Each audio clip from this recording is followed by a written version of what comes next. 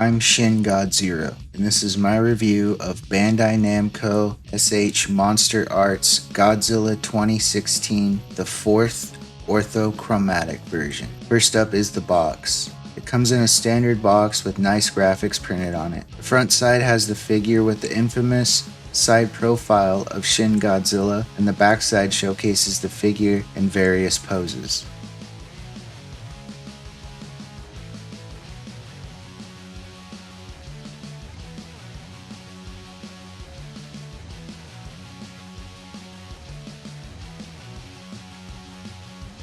One of the side panels has the figure on display, and the other has some text. Nothing fancy, but it's a nice glossy box.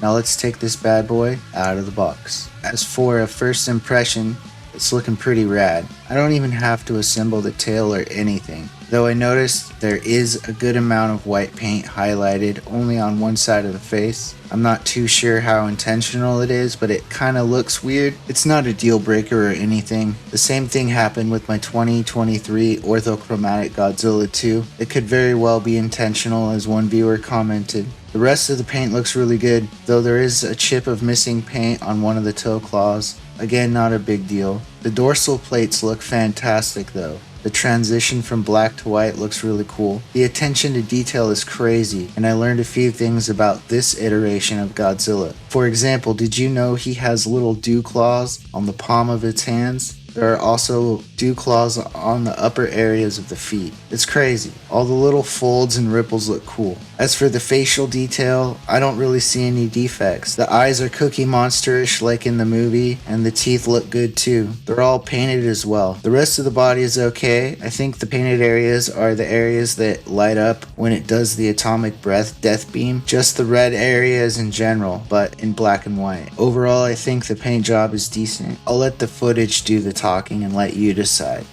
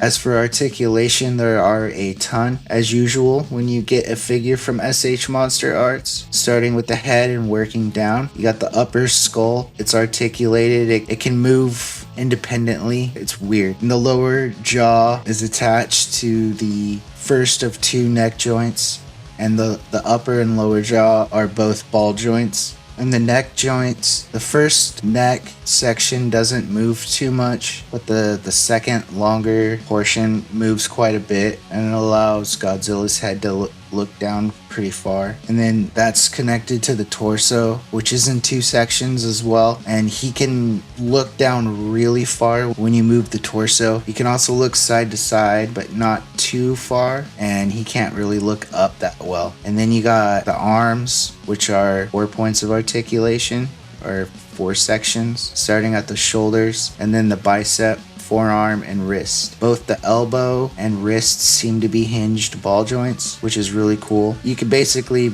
make his arm straight or bent, and you can bend his wrists. And then next are the legs with 4 points of articulation as well. You have the thigh, the knee, the calf area, and the foot. The knee bends pretty far, just like a regular knee would. Same with the ankle. Can rotate really good, and the skin or hide seems to sit or stack loosely over the endoskeleton of the leg, which allows the leg to have more freedom of movement. And then last but not least is the tail with a whopping 16 points of articulation. I'm pretty sure it's 16. I counted it like a bunch of times. First time I counted it, I missed one, so hopefully I didn't miss any, but I'm pretty sure it's 16. So posing the tail was no issue, besides learning that it will pop off when bent too far. That happened a few times while filming. The shapes are iffy, but C shapes and just curving in general is fine. Overall, I really like this figure. The detail is amazing. I like this one better than the -0 figure by them in terms of paint defects and overall posability. The -0 one is really well made, don't get me wrong, but the joints are really stiff, and posing it seems like I might break it compared to this one. So I'm giving this guy a 5 out of 5. I'm letting the toe claw paint scuff slide on this. S.H.MonsterArts redeemed themselves with this one. The eyes, the teeth, they look great. The claws look great besides the black spot on one of the toe claws. Shin looks just as menacing and horrifying as ever. I also like the feel of the plastic. I never really bring that up, but S.H.MonsterArts figures have a unique feel to them. It doesn't feel like cheap plastic at all, and you can feel every little bump and crevice on these figures. It's kind of like holding a posable rock. I mean that in the best way. It's a solid figure, and one I'm proud to display in my collection. Thank you for watching, and take care.